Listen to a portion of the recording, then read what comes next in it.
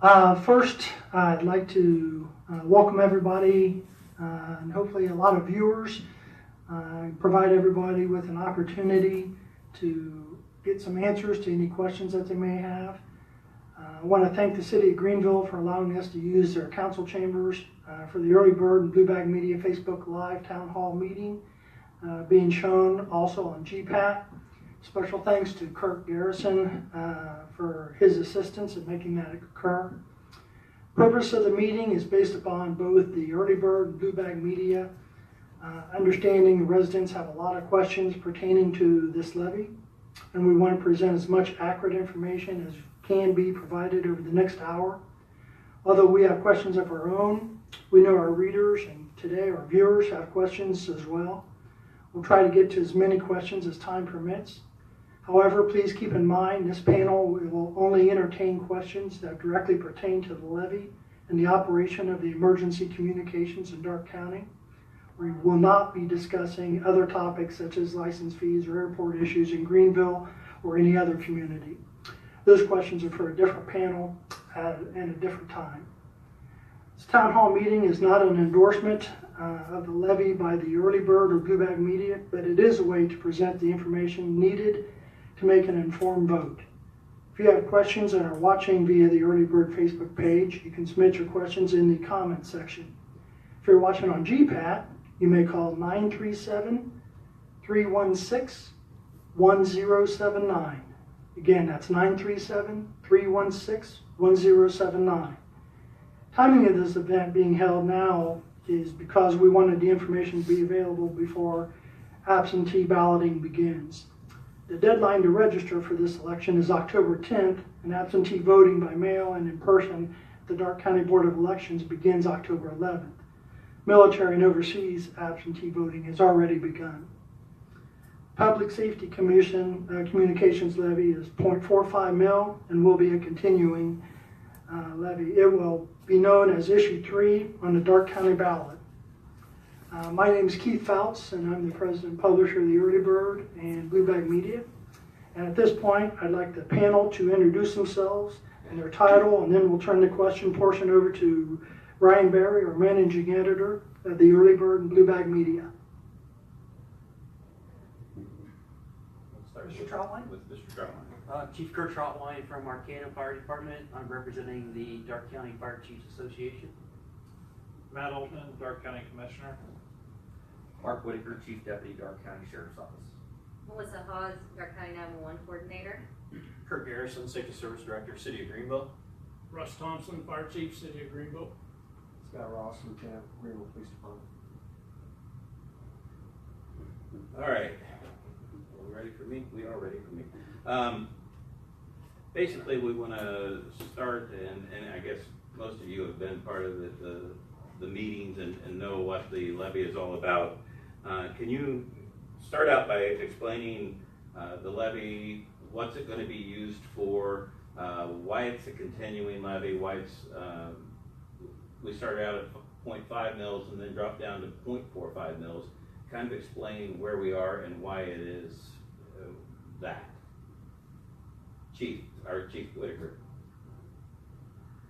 The levy is geared towards by statute, it reads a countywide public safety communications levy. As for a countywide public safety communications system. The levy is earmarked so that it can't be spent anywhere else by the county commissioners. It started off, and I might defer to the county commissioner here, but it started off at 0.5 mils. After we received the certification from the county auditor of what the amount of money that was going to come in, we realized that from a budget standpoint, we didn't need that much, so they scaled it back to the 0.45 and revised the resolution. The biggest thing, the reason we went back and readjusted the evaluation on the mills is 0.5 was going to bring in 600 and some odd thousand with current assessments. And the magic number that come out of the communications committee to work with the amount of cost for what the equipment's going to cost to pay off time, longevity, and what was going to be in there. We was looking for just a tick over $500,000. The number come up was like 560 some thousand with the 0.45 mils. but that was before any CEV evaluations come off of the taxation base. So once that comes off, we'll be closer to that $500,000 that's gonna go back to repay the debt and to also sustain the current system and to look forward to replacing equipment in the future. Now, what does this translate to for individuals, homeowners? What are we looking at paying? For example, if you have the $100,000 house, how much are you going to be paying for this levy? Well, typically taxation is 35% of your assessed value. So let's say we have a $100,000 home, your assessed value is $35,000. Of that $35,000, you take that at 0.45 mils, which is 0.0045, and it equates to $15.75 per $100,000 house per year is what your assessed value would be. Now, farmers and agricultural landowners, those are going to be different levels because the CEV, we go back to that. Some of that is still being in consideration with the state. There's a new formula put in place by the state legislature, which hasn't been finalized with the auditor's office. So we haven't got those evaluated numbers as of yet, but they're currently working on them and have those sometime end of October, early November to kind of see where you're at. But for rule of thumb, you're going to be around $15.75 per $100,000 of evaluated home. How did you guys come up with the figures of what you're going to need with the 500, and this is going to generate what, 572? Is that what you said? 562. 562. Roughly, yeah. How did you come up with this is what we're going to need? I know you had committee meetings. You had a fairly large committee that worked on this for a while. How was that figure determined? Well, I think this might be a good time to look to my right and left because those folks come up with a formula on equipment needed for all the different agencies that's out there, and then that number come up with a total number to make this system changeover and active.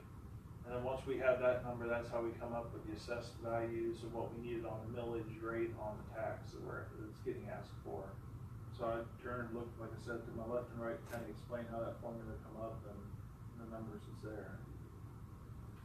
Anybody else want to talk on the formula? Yeah, well, the committee discussed this over several meetings, and so we come up with a formula counting the number of riding seats in all the emergency vehicles, ambulance, fire trucks, so forth, so on.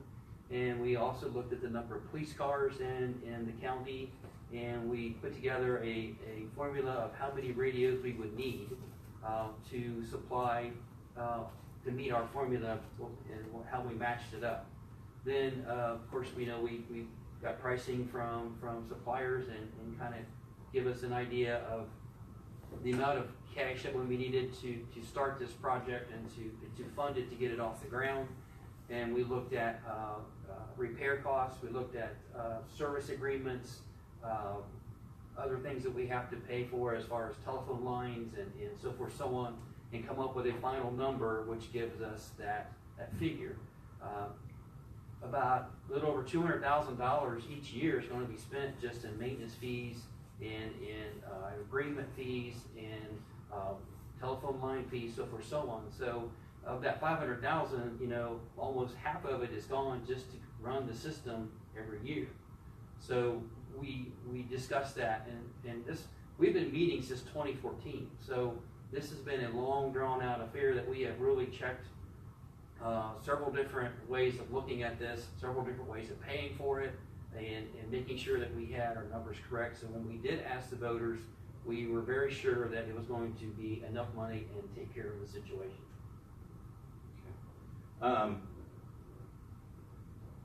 If you do have a question, remember you can either comment on YouTube of the city's YouTube channel or our Facebook page, or you can call 937-316-1079. Again, that's 937-316-1079. And when I say our Facebook page, I mean the Early Bird Bluebag Media's Facebook page. Going back a little bit, over the course of discussion on this issue, Chief Deputy Whitaker has said that we are going to MARCS, and that's going to happen in April 2018, I believe, or somewhere thereabouts.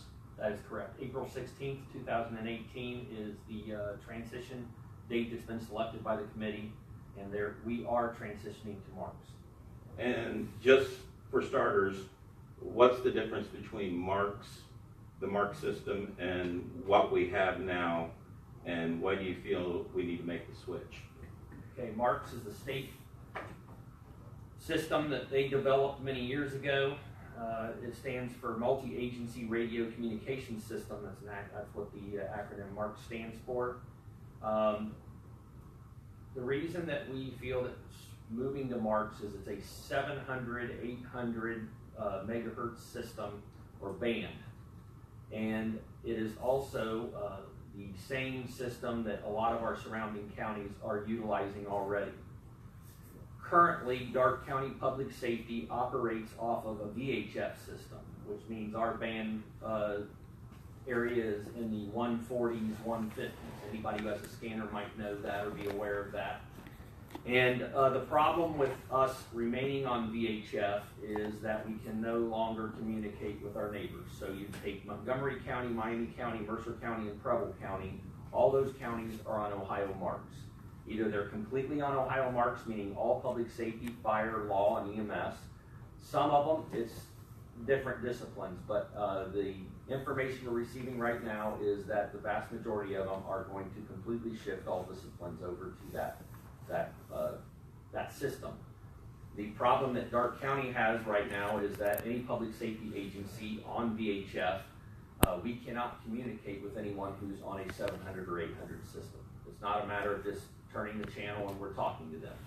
So if a Darke County deputy happened to be pursuing a suspect that had committed a robbery and we traveled north of the Mercer County line on 127, we cannot talk to our fellow deputies. And it's the same if we go in the other directions as well. And we consider that to be an important, it's called interoperability. It's the word that is commonly used in public safety. And it is a key component to successful public safety services that we provide to the citizens, is the ability for all of us to be able to talk to each other across county lines, state lines, even across disciplines. Is there the equipment that you have now, can it keep going? We've heard discussion, especially for the county, the consoles are going to have to be replaced. How about the towers? Where are you at, or the condition of the towers for the VHF system? I know you said in the past that it's hard to get parts. How much longer will those towers continue to last? Okay. So the Darke County currently, and for the Sheriff's Office in the county, has been providing public safety dispatch communication services to the county for well over 40 years. And the Darke County Board of Commissioners has maintained and operated the Darke County radio system. And it's important for me to point out the city has their own separate VHF system. Okay, and anybody who has questions will defer to that. But right now we're just talking about the 5-tower Darke County system. And that 5-tower system is technology. It has 2 repeaters at each tower. There are 2 repeated channels. It has a number of other pieces of equipment like a microwave system that communicates back to our Sheriff's Office Dispatch Center. And some of the problems that we face with technology, I tell people, I try to explain it like this. Our radio system or tower system is kind of like what Microsoft Windows XP was. It reached an end of life. They don't create software or create other items that will work with it anymore. It's not compatible. And the idea is to eventually get that person off of that system. It's no longer secure or operable. Our radio system is similar to that. It is just like any other technology. It has reached its end of life. So the microwave system on the towers have already passed end of life.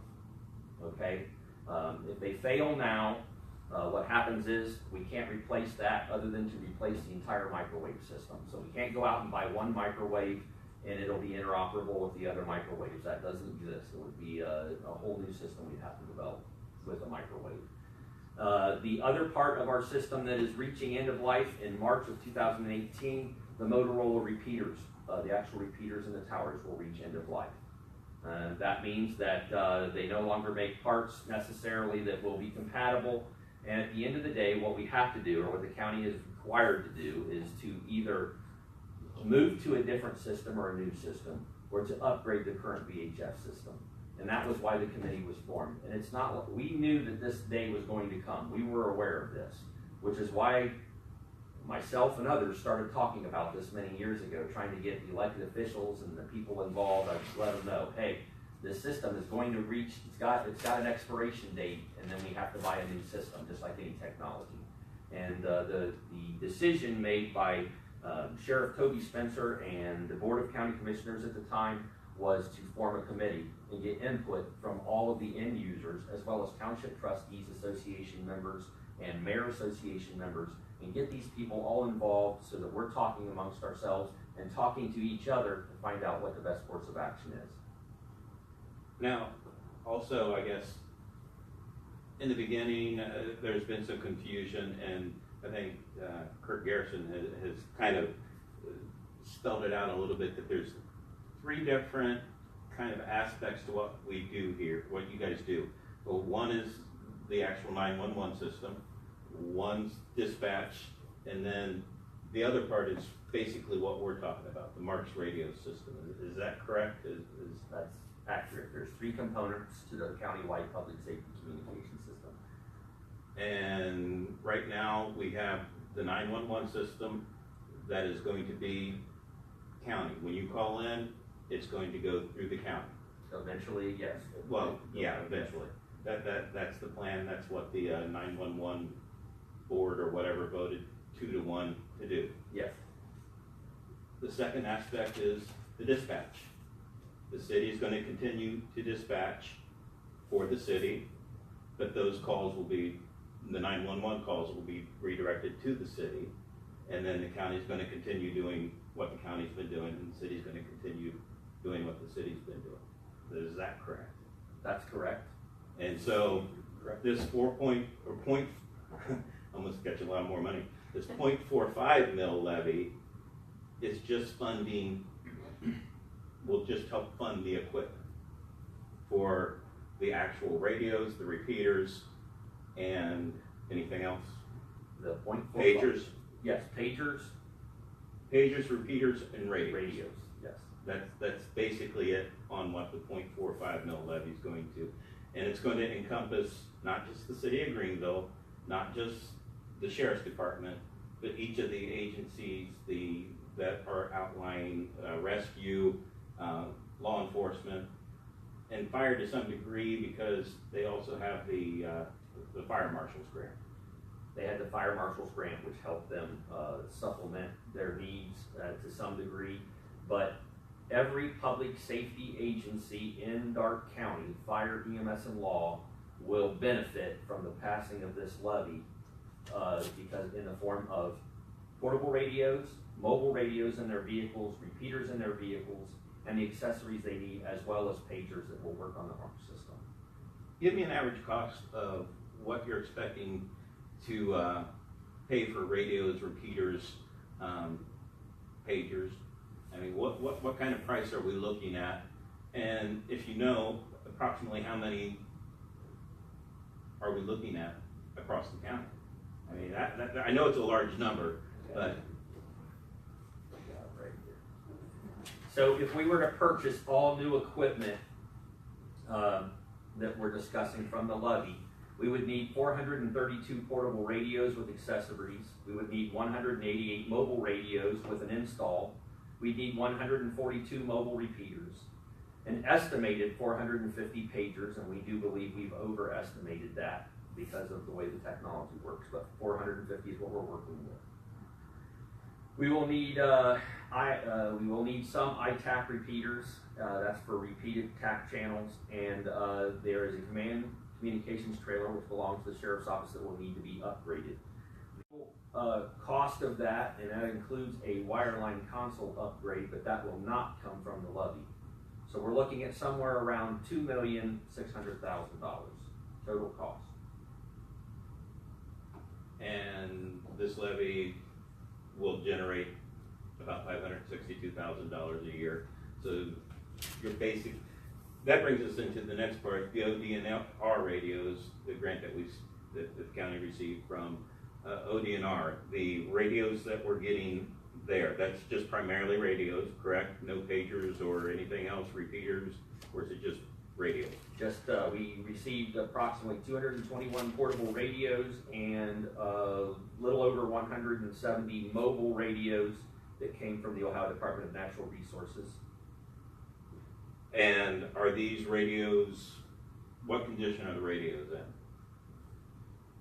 Obviously, they're coming from, they're used before. They're used radios. However, I will tell you that when the state turned them over to us, they essentially gave us first pick at what they had, and we found that there was a number of radios that we believe were even brand new and were never used.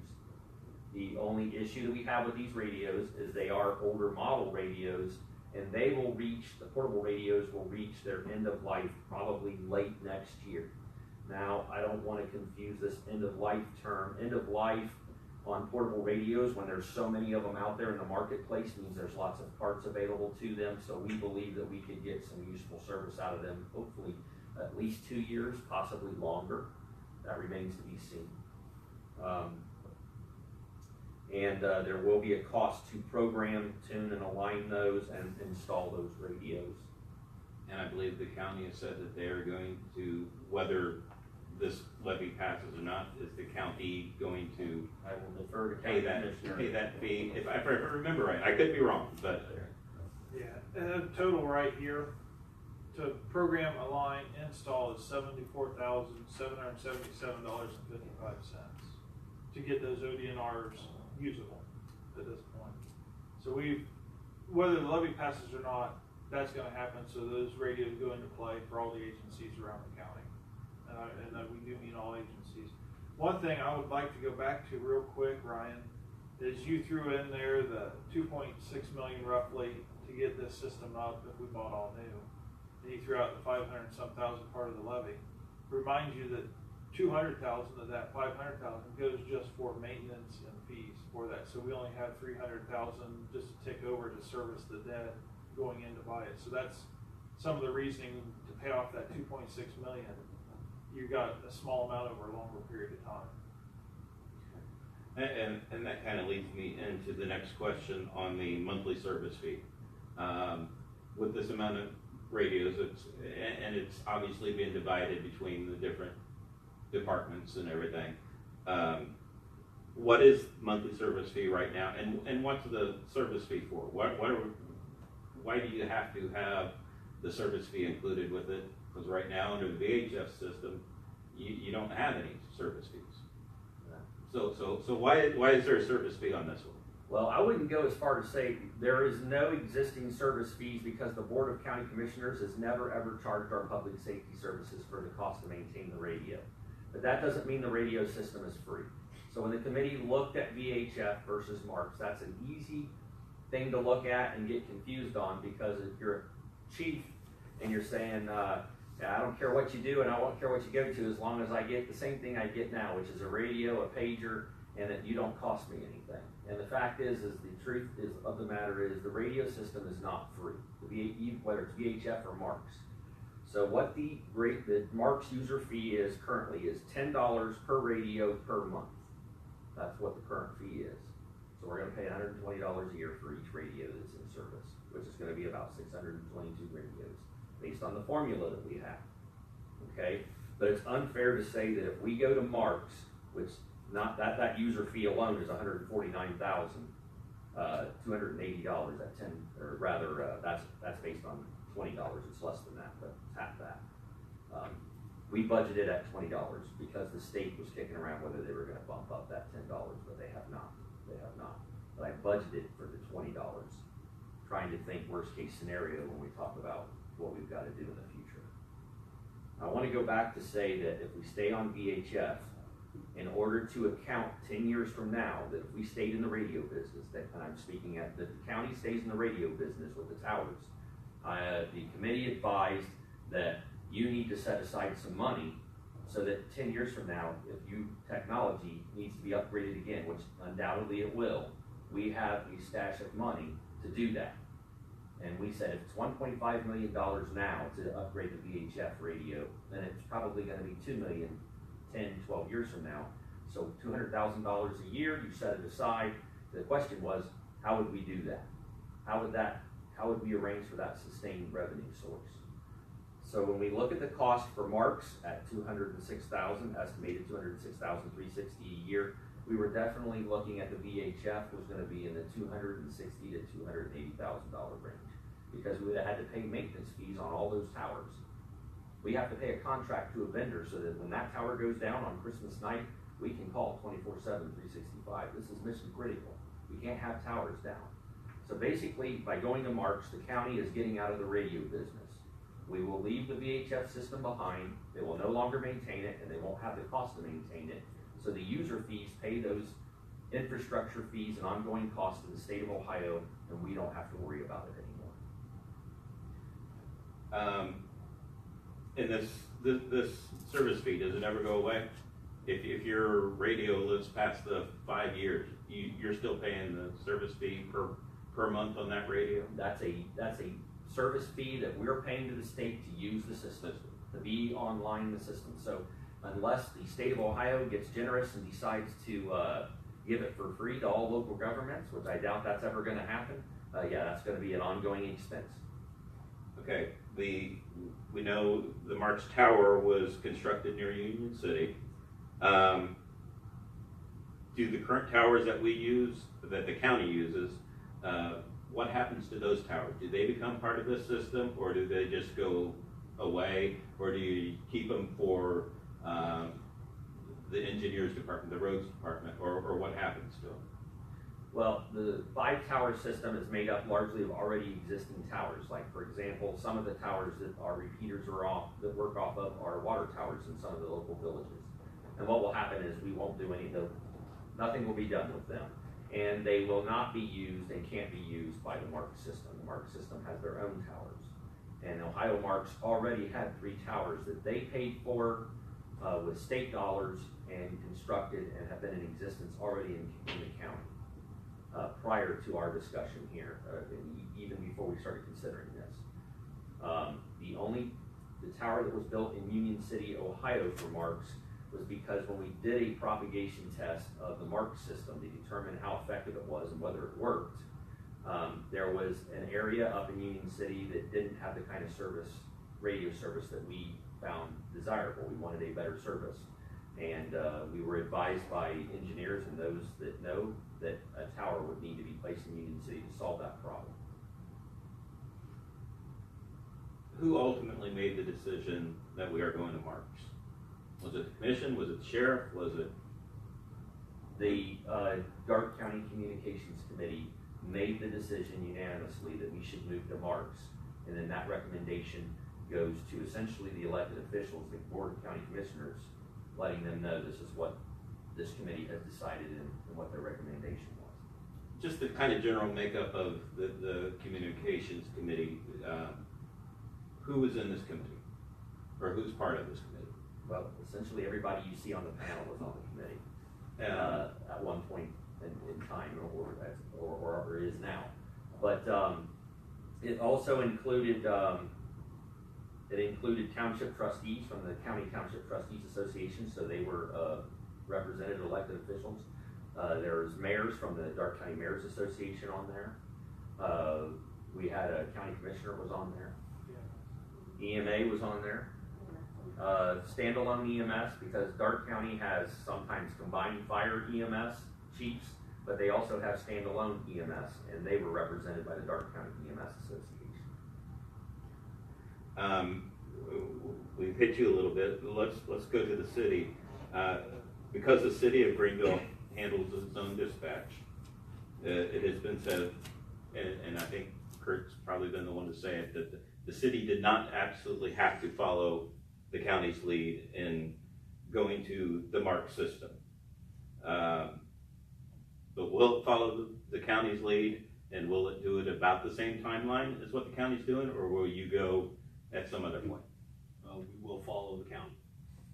You will follow the county. And I know there's been some questions here it's been asked in the commission's meetings before, will this levy fund any dispatch consoles for the city, or for that matter, the county? And the answer at the commission meeting was we could probably fund one. Has the answer to that question been firmed up at all? We have, Monday, I believe it was in session, we devised a letter, come up with a letter to answer a lot of those questions. One way or another, the county was gonna upgrade dispatch consoles, wireline consoles, and we took those dollars out of the general fund to pay for those upgrades. We need to have it whether the levy passed or not, because the sheriff was going to MARCS, so the county needed to make those upgrades one way or another. So we figured since we was gonna do it anyhow, it'd come out of general fund. So when the point comes, no money out of the levy will go to the dispatch or the wireline hookup.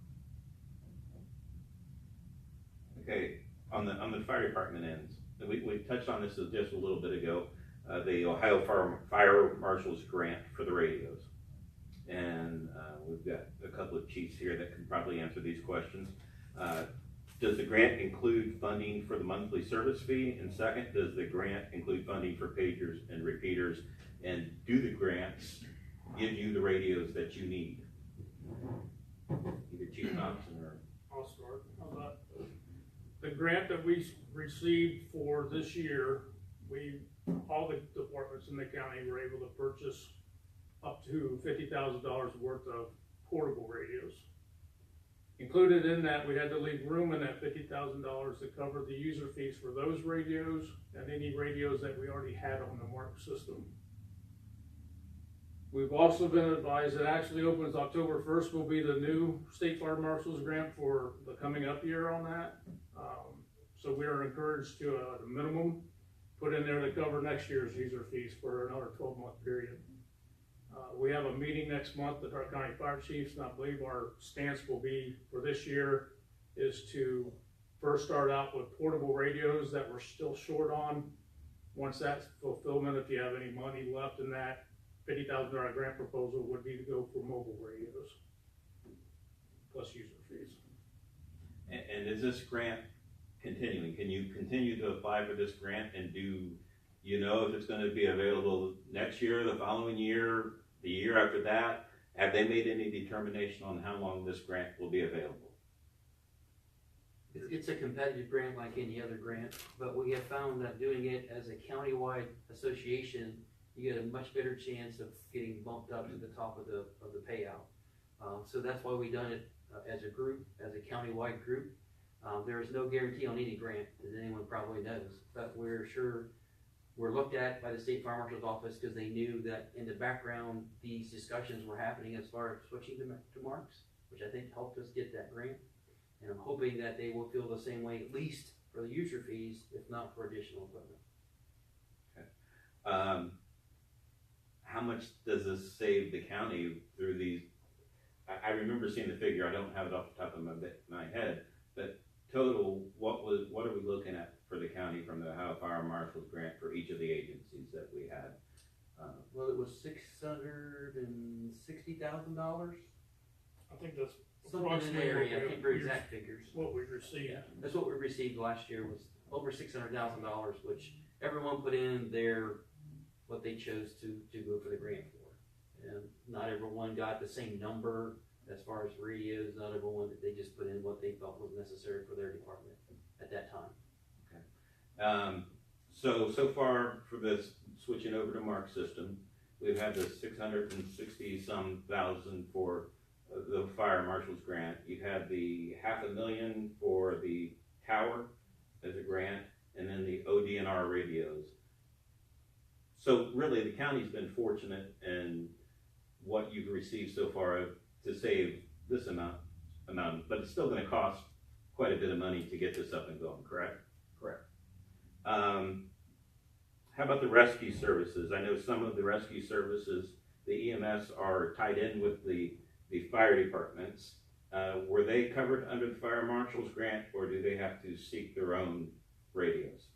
If they're part of the fire department, then that can be done as part of the State Fire Marshal's grant. If they are a standalone rescue squad, which we do have a few of those in Dark County, they cannot be because they're not part of a fire department. And I can't answer on whether there's any grants available for them or not. I don't think that there is at this point, but, like we have several that are both EMS and fire, and we have some that are not. So who are the standalones? Ansonia, are they standalone? I don't wanna forget anybody. Versailles, Arcanum, Osgood. and Greenville Township, they stand alone? yep, they're part of the They're part of the fire department? Is that all of them? Right. Dry Village. Yep, Dry Village. So the standalones, they're going to be needing to purchase equipment, correct? Well, there is some of the portables that are available from the ODNR. Right. And that's what's gonna be filled first, is the ones that had no, grant money available to buy equipment. How about the departments that straddle the county lines? Burkittsville, Bradford, Laura, they have jurisdiction in Dark County, but yet they're also part of another county. Are we funding what they're doing, or how are you working that? There was a formula that was designed and counted on number of radios needed, and then it was taking consideration of how much area do they cover in Dark County. And so we come down to a number that we felt was fair for those departments just covering, that are located outside the county, but do cover part of of Dark County area. What is very fortunate for us is that those departments have already switched to MARCS in the counties that they reside in. So they have some equipment that's been available for them from the county that they actually have their fire station in. And if it was my understanding, and I went to one of the committee meetings, there are some of those counties that are borderline that will dispatch off of a different system rather than the MARC system, so they're seeking dual band pagers still, or has that been decided? It has been discussed, yes. Okay.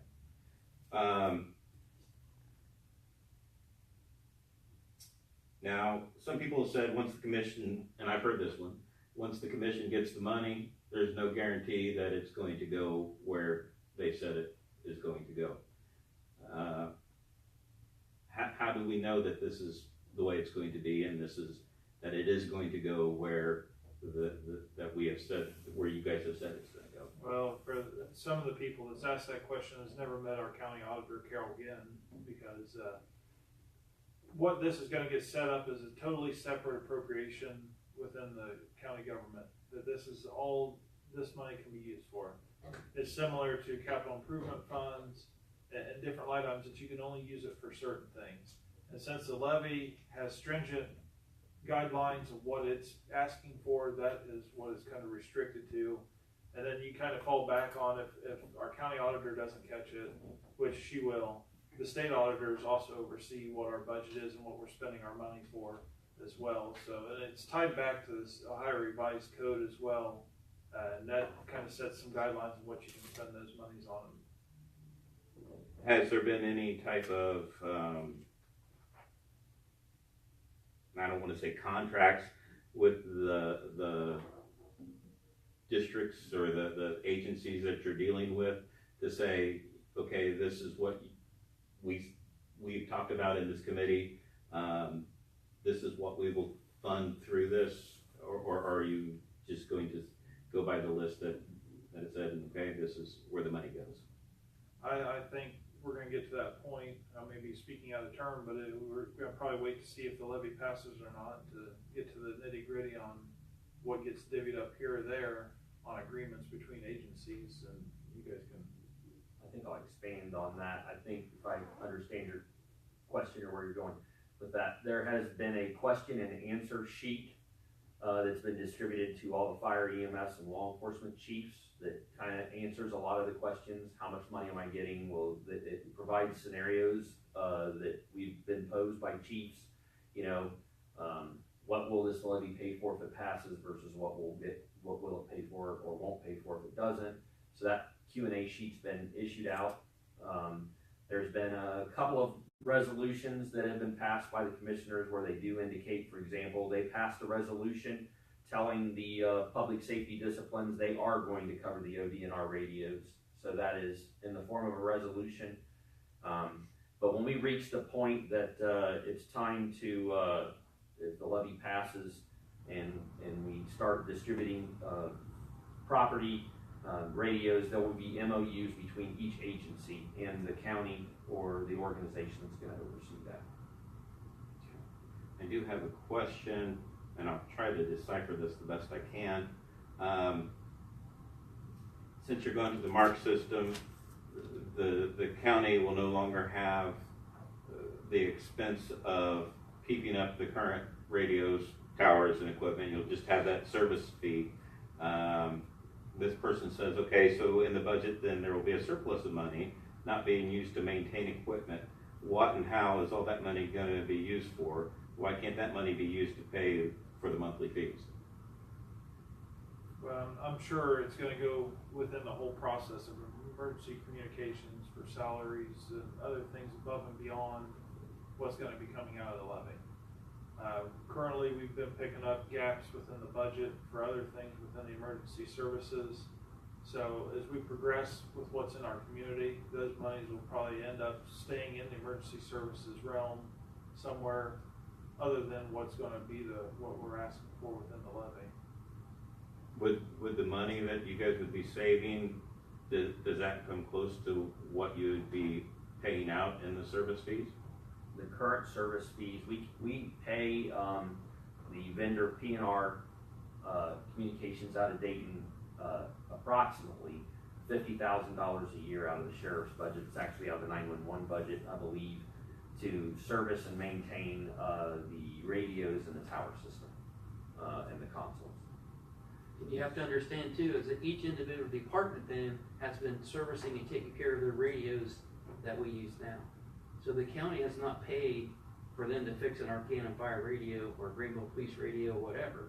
So this levy is now going to take that over for us. So there's going to be service agreements that's going to repair, that's going to take care of the radio that this county levy is going to be buying from me. That's going to make it easier for us in the other little villages and other departments around, that we'll have maybe less service fees and less repair costs in our budget for the radios that we no longer need to use. And I do have another question. Does the city of Greenville support this levy? And I think Kurt has answered that question in council meeting before, but go ahead and.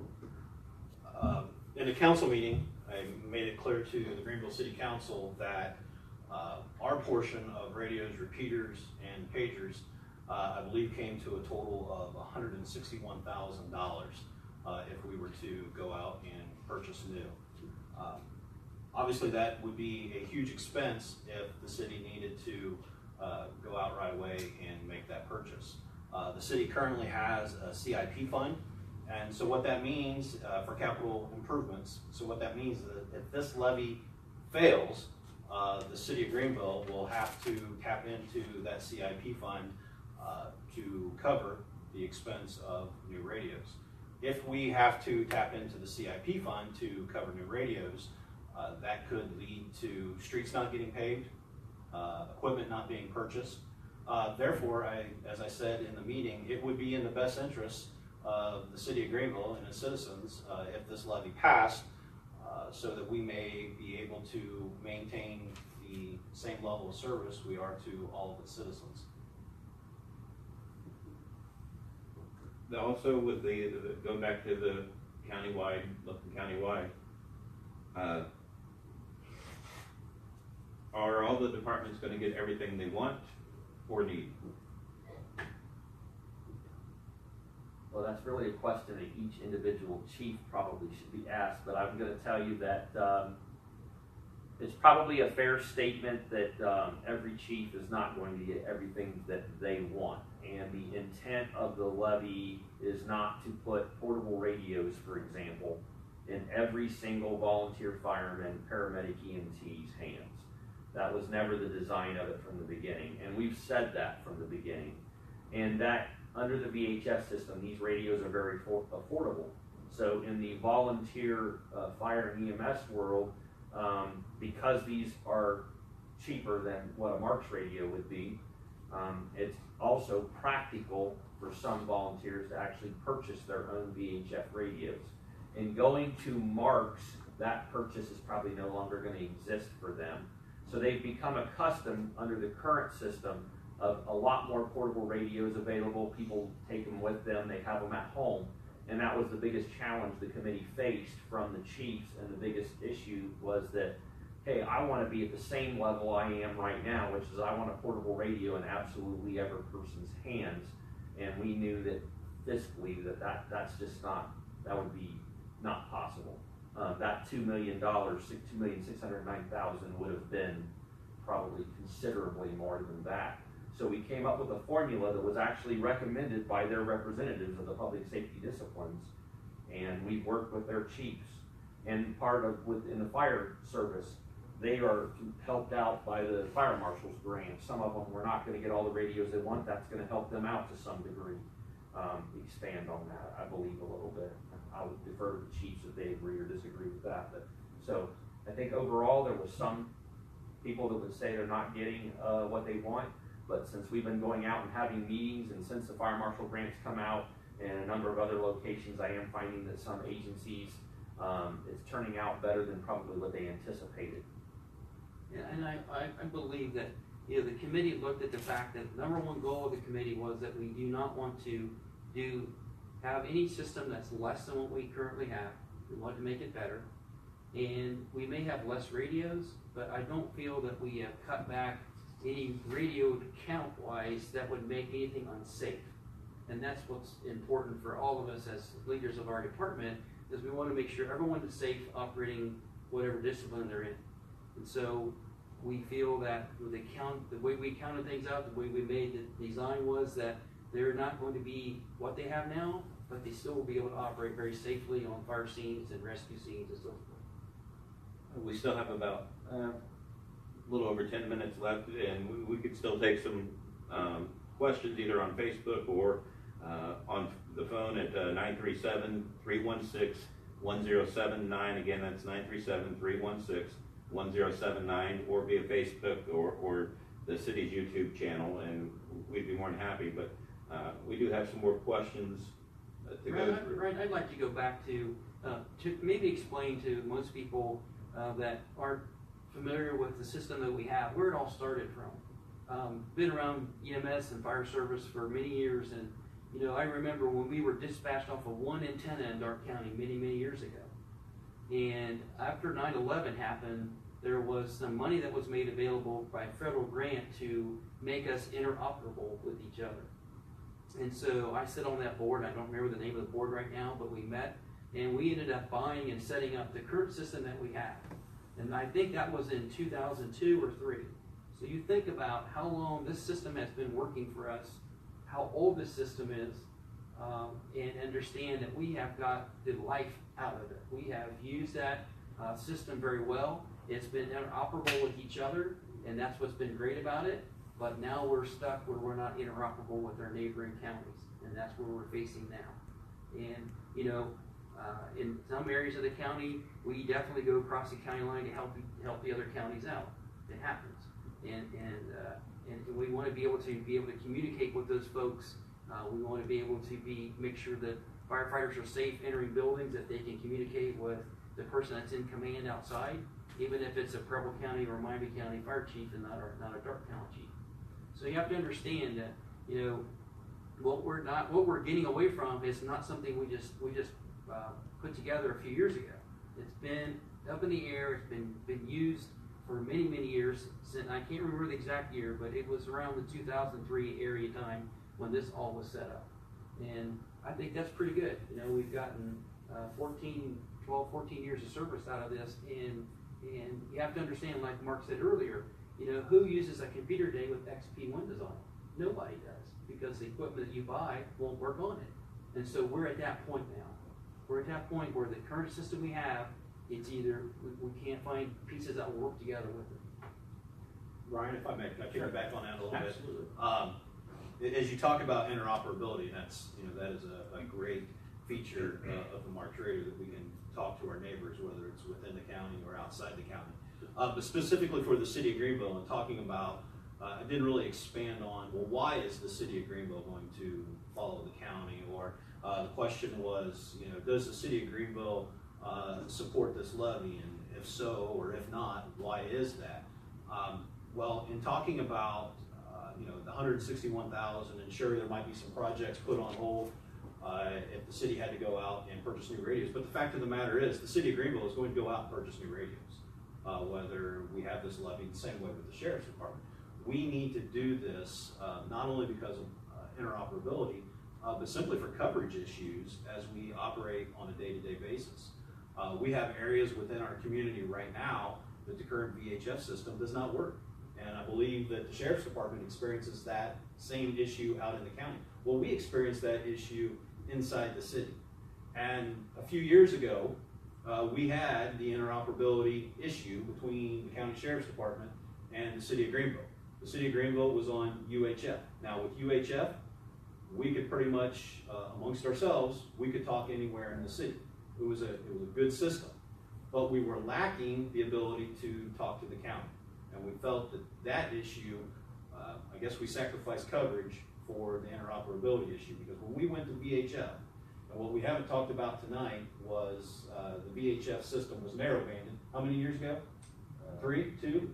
A few years ago, they added a 0 onto the end of all frequencies, I believe. And what that did was it cut our coverage area. We could no longer talk radio to radio the same distance of what we once could. And reaching our dispatch centers became a problem. And when our officers, our firefighters, when they're not able to speak or not able to talk to one another, that's an employee safety issue.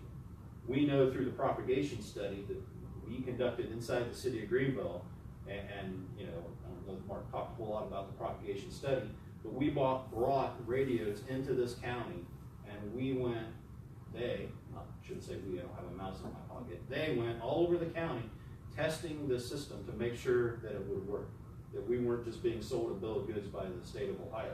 We made sure that this system would work within Dark County. We made sure that this system would work within the city of Greenville. So we took those radios inside certain buildings that we once had an issue. With MARCS, we no longer have that issue. When I talk about why do we support it, not only do we want support for the financial aspect of it, but we're going to make this change because we feel that it's an employee safety issue. And if I could just say one thing about that, one of the main goals of the committee was to make sure that we move to a system that is at least as good, if not better, than what we're currently using. And that's where the VHF versus the 700, 800 system comes into play. Like Kurt said, our coverage, if you listen to the scanner every day, you'll hear the dispatcher say, I can't hear you, you're all static, can you re-advise? We have areas specifically in Hollinsburg that we have trouble getting, our officers have trouble getting back to our dispatchers, and that is a serious issue for us. That's a major safety issue, and we've had problems down there. And we did this testing in almost every place in the county. We had every place we had better coverage, except for Union City, and that's why we had to put a tower up there. But that was one of the main goals of the committee, was to make sure that our coverage, our officers, our law enforcement, our fire, our EMS is safer than what they are now.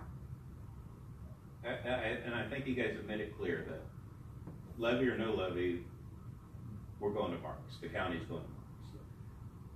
What does that mean? And the city's talked about this a little bit, what it means to them. But what does it mean to the sheriff's department if this levy does not pass? What does it mean to Arcanum if this levy does not pass? And I guess since you're one of the smaller communities, you can kind of, maybe not speak for the other communities, but can kind of tell what it's going to mean for some of those. So what is it going to mean if this does not pass? Well, it's going to be a major overload to the current budget. It's either we pay as a whole county-wide, and we pay the lower amount that we're talking about here, which I know maybe I shouldn't say lower amount, but $15.75 per year is not a very expensive tax bill to pay, even if it was twice that much, compared to if I would have to change my budget and have to go seek funds to buy all this equipment to pay for the monthly service fees out of my current budget, it would be quite challenging for me to be able to do that. I'm going to add on to that one of the reasons that we're seeking a countywide levy is because as soon as the committee made the decision to go to MARCS and we recognized the expenses and the costs, it became clear to us, and we even heard from some chiefs that they would not be able to afford to make that move. Literally, we have smaller fire departments, smaller agencies out there, even in law enforcement, that said their budget would not be able to make this move. It just could not happen. So what do we tell these agencies when we know we have to make the move to MARCS? We have to make the move to another system, one way or another. Do we just tell because the citizens in that community, in that fire department or that EMS or that police department, well, we're going, sorry about your luck, I guess you're on your own. So what we recognized as a committee is this is a county-wide public safety problem. It's not a Greenville problem, it's not a Dark County Sheriff's Office problem, it's not an Arcanum problem, it is all of our problem. And the other thing that I want to point out is if you're a citizen of Greenville, a citizen of Versailles or Arcanum or whatever, and you're thinking, well, I don't know if I want to support this levy because I feel like maybe I'm paying more for somebody else. There is not one public safety agency in this county that can do the service that they provide by themselves. If the city of Greenville had a structure fire right now, downtown, would the city fire department be the only fire department that responds? Chief? No, you would have other agencies, maybe New Madison, maybe Arcanum. These other agencies are going to come and provide mutual aid. That happens every day when there's a structure fire. If there's a traffic crash, not all of our EMS can handle it. Other EMS have to come. That means that if the city is looking for assistance from another agency that's coming to provide mutual aid and help lay a line into them, help put the fire out, provide personnel, those personnel have to talk to his personnel. And that's why this is a county-wide problem. We cannot each individually do it by ourselves. And we need to support it as a county. And then we'll have this last question, and this will probably go more towards Mr. Altman.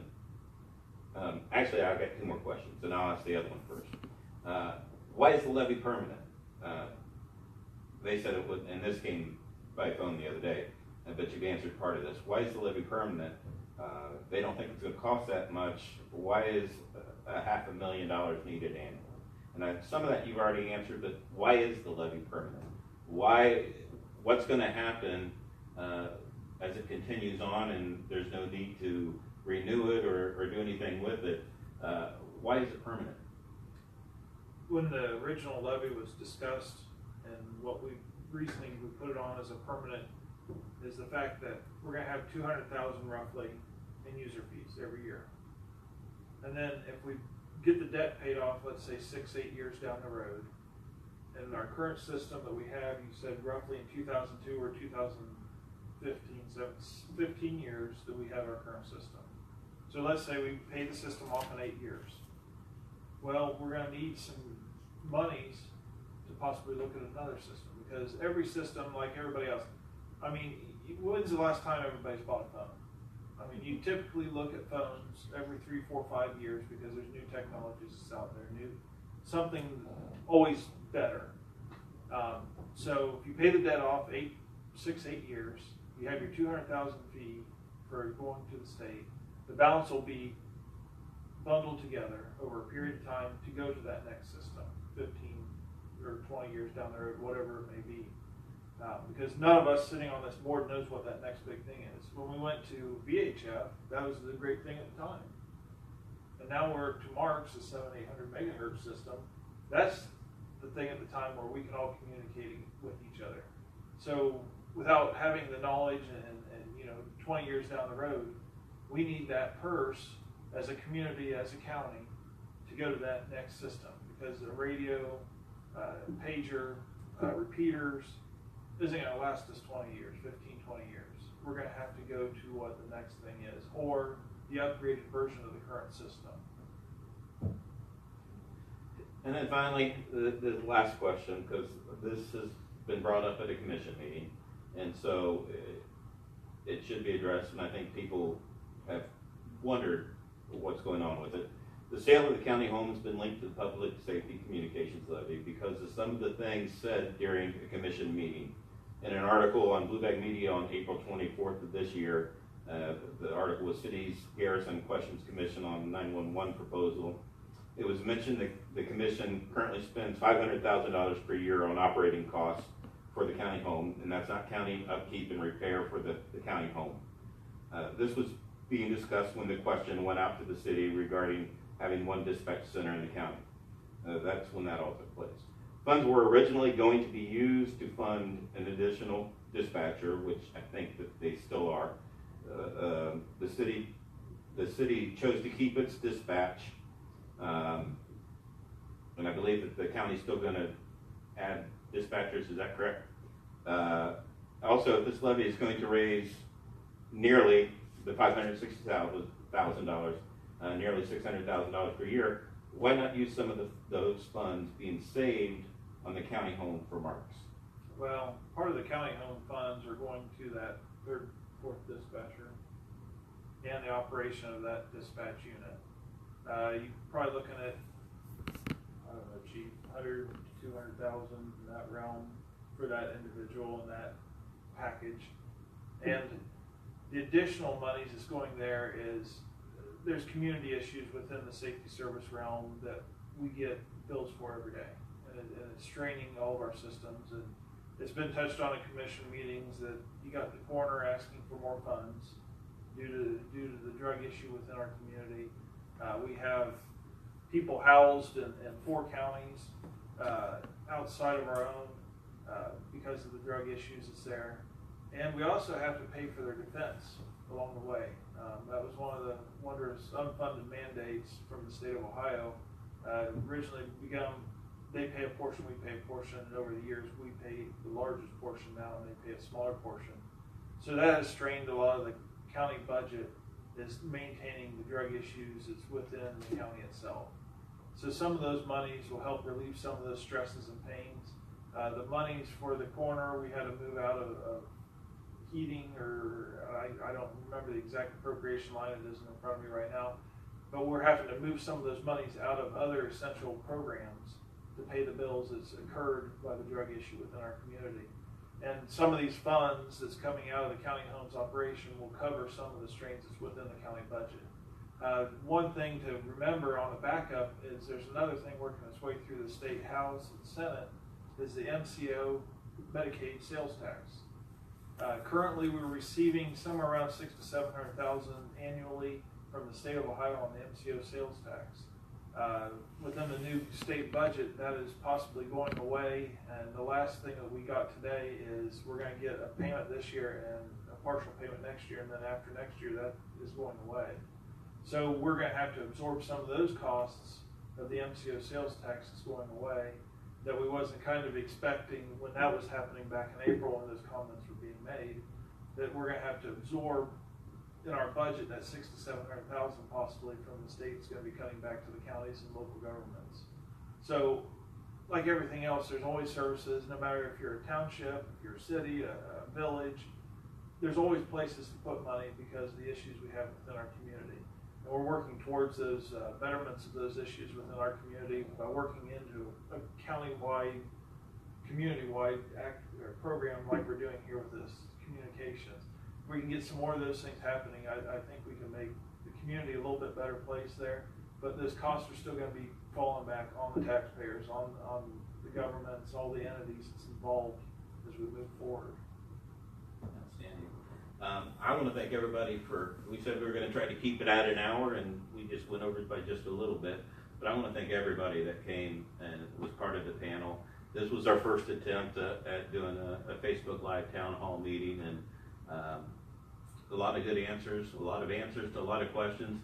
Hopefully they were answers that people can digest and become informed voters when they go to the polls this fall. Either way, now they can't say they don't know. I'm sure if there's any other questions, you guys are going to be willing to answer them whenever you're out, if they have questions for you. But once again, thank you, and thank everybody that watched or either by GPAD or Facebook or YouTube or however. We will be putting this on our Facebook page and wherever we can, so you can go back and watch it and see if there was something that you missed or get an answer that you might have missed. And I appreciate everybody for being here. Keith, do you have anything further?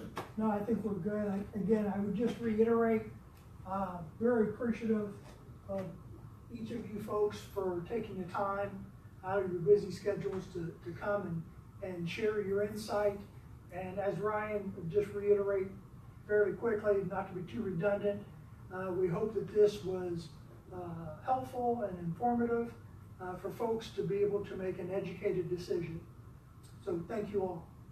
All right, thank you and good night.